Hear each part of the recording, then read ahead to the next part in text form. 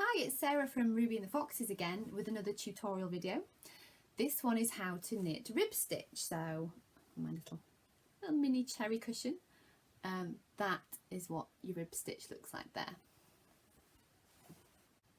If you're following the free pattern from our website in the Learn to Knit section, then you have a few options with how to finish your rainbow square. So you could knit your last 5 rows in garter stitch so that the top edge matches the bottom edge that we started with there.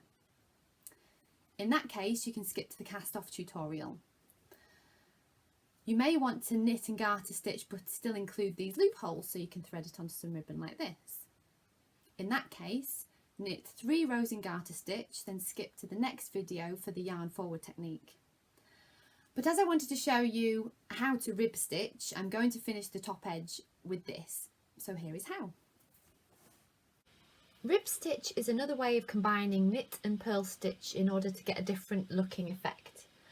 Rib stitch is a great way of giving a neat finished edge to a piece of work, so you'll notice it on things like the cuffs of jumpers, for example.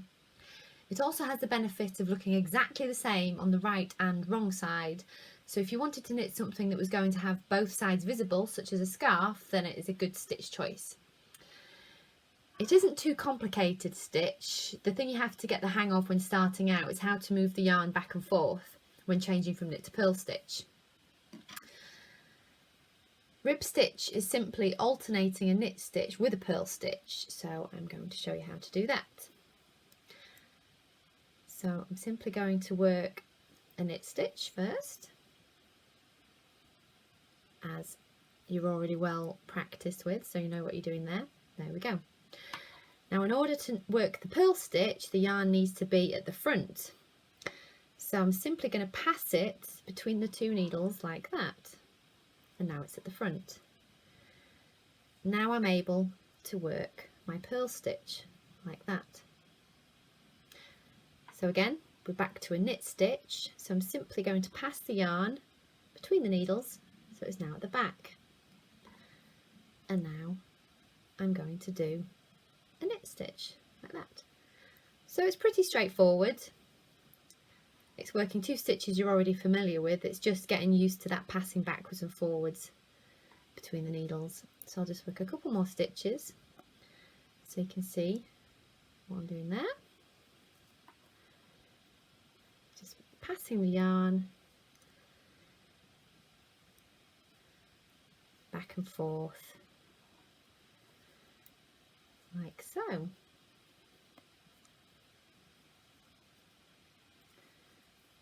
So you can see a little bit there of what's going on. So I will continue across the rest of the row and then knit a further 2 rows, so that'll be 3 rows of rib in total.